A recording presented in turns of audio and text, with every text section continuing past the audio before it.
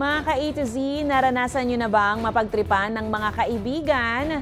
Isa ka rin ba sa mga taong nakaranas ng humihiwalay ang kaluluwa sa katawang lupa dahil sa gulat? Kung oo, baka relate kayo sa nakaka-GV na video na to.